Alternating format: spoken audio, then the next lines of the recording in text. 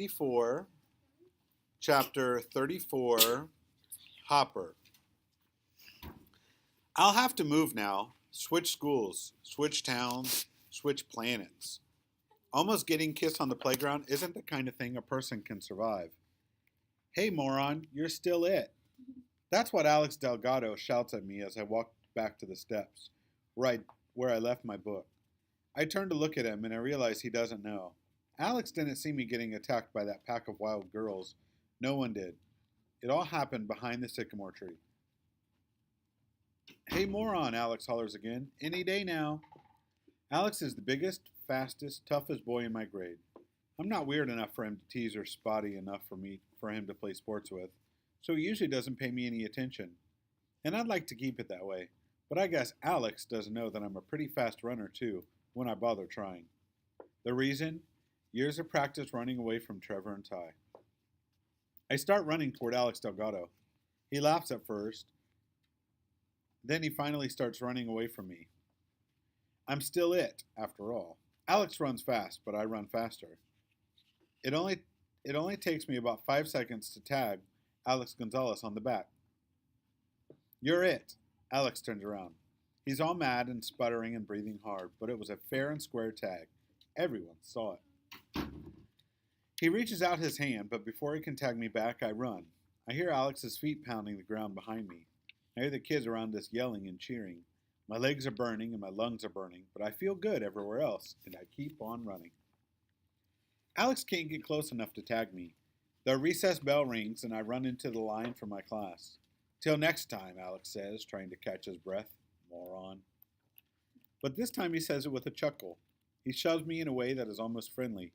Then he lines up his own class and goes back into the building. And I'm kind of amazed that I am still alive.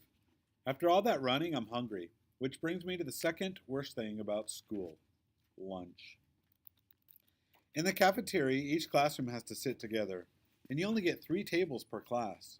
The first table is always full of girls, second table is full of boys, and the third table gets the leftovers. Some boys, some girls.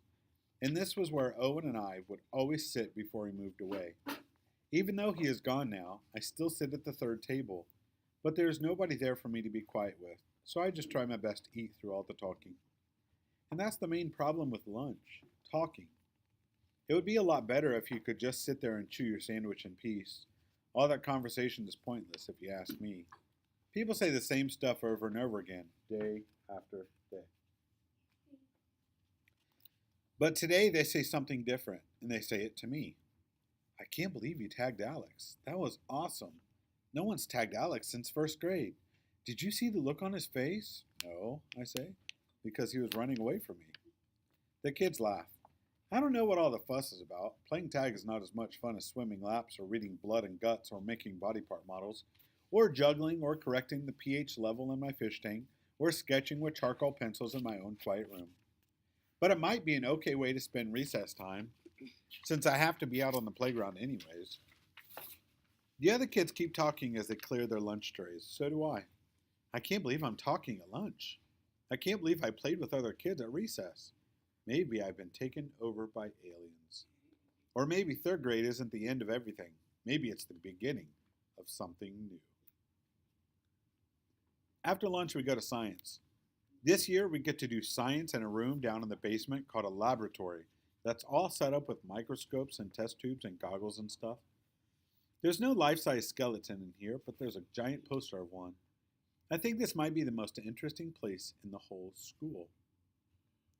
After science, we go to art, where I draw the fastest animal on the planet. Most people think it's a cheetah, but it's not. The fastest animal in the whole world, land, water, and air included, is actually the peregrine falcon, a bird that dives through the sky at more than 200 miles an hour.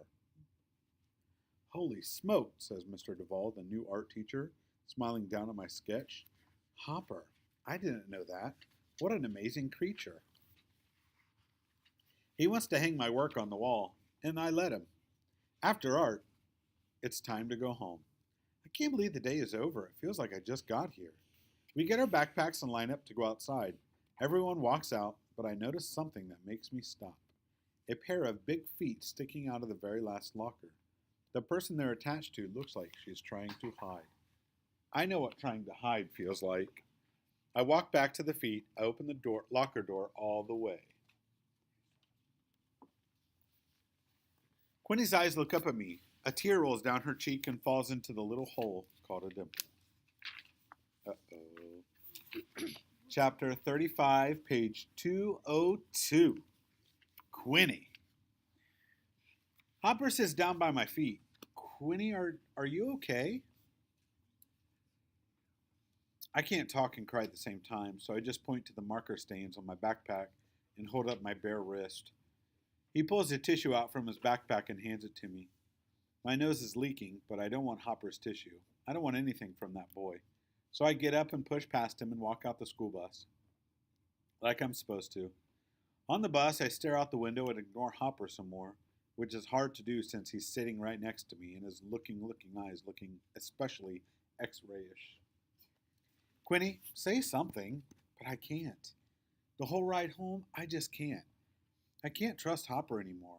I thought he was my friend, but then he threw me away and I don't even know why. As I sit next to him like this, all I feel is lonely. Chapter 36, Hopper, page 204. I was the one who was supposed to have a bad first day of school, not Quinny. How did things get so mixed up? She won't even look at me. The bus turns onto our street. Her dad and mom are waiting for us on the corner. Quinny, I call as she walks off the bus and toward her house. Quinny, wait! My words come out louder than I expected. Quinny stops. She looks back at me with a blank, droopy face. Now I feel embarrassed and stuck. I don't know what to say next. All the things I'm thinking get jumbled up in my mouth. I'm sorry, I wish we were still friends, I was scared, I was stupid, I didn't mean to ruin everything. What happened to Freya? I finally blurt out. Quinny looks surprised by this question. Her shoulders make a sad shrug. Freya died of loneliness. What? Or a hawk snatched her up? You don't know that for sure. You're right, it could have been a possum. Quinny, I don't care anyway. Just leave me alone. Who cares about some stupid old chicken? And then she walks away. I stare after her for a moment, then I follow my mom home. I go up to my room and I shut the door. I feel like crying, but instead I sit on my bed and I think. I try to think like a chicken. It doesn't take me long to realize what I have to do this afternoon, and it's not homework. I walk downstairs and out to our garage. I find Mom's snorkeling mask and put it on. I find a pair of gardening gloves for my yard. I pick up the heaviest rock that I can carry. I walk over to Mrs. Porridge's house and knock on her door. She opens up and looks down at me like I just kicked her. What now? She snaps. I take a deep breath, which is hard to do when you're wearing a snorkeling mask, and look up at Mrs. Porridge. I need a favor. Oh. Chapter 37, page 207. Quinny.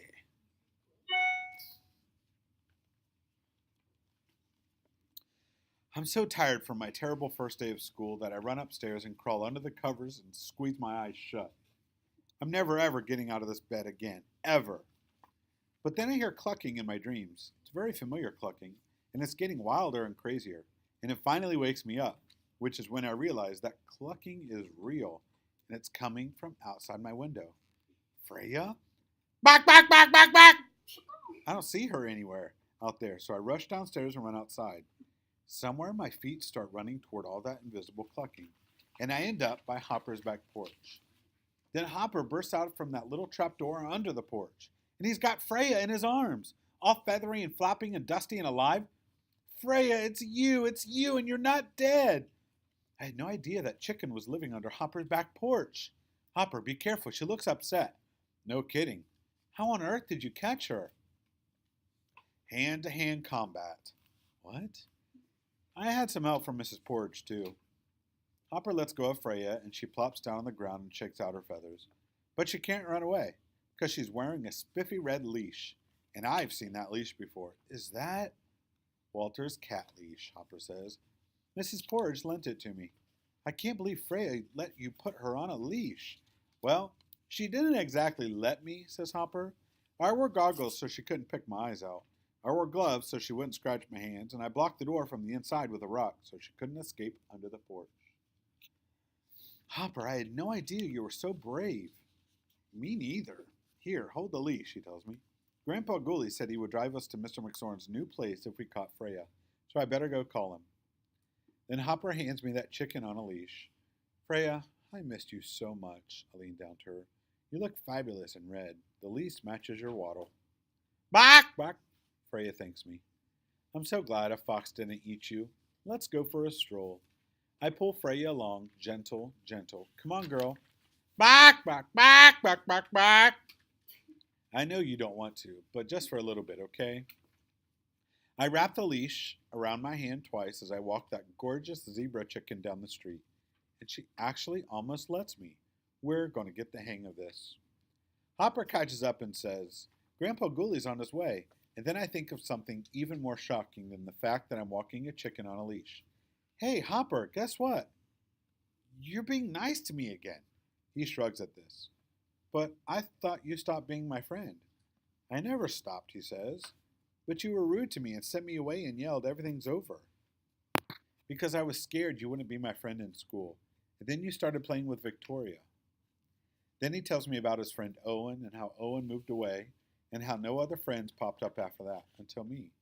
And how he was afraid he would lose me too. Hopper, you're such a silly goose. You're never going to lose me as long as you live. I'm sorry, he says. It's okay, I forgive you. And I forgive you for trying to kiss me, he says. I did not. Gross.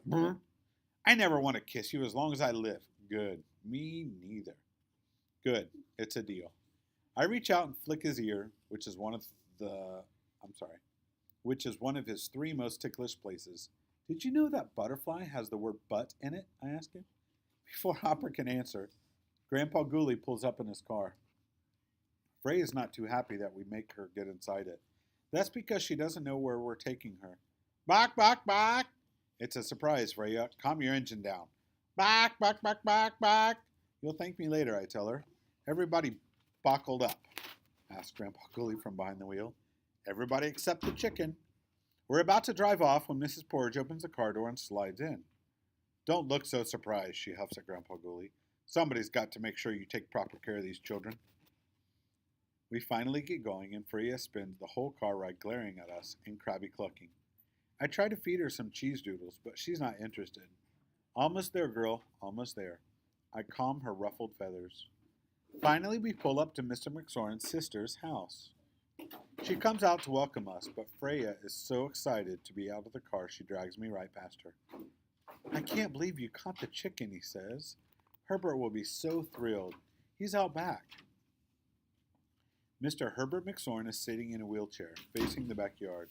He looks old, he looks tired, he looks lonely. And that's just the back of him. Freya bok-boks and flap-flaps her feathery wings and hops right onto this old guy's lap. In Mr. McSorn's arms, she's like a new person.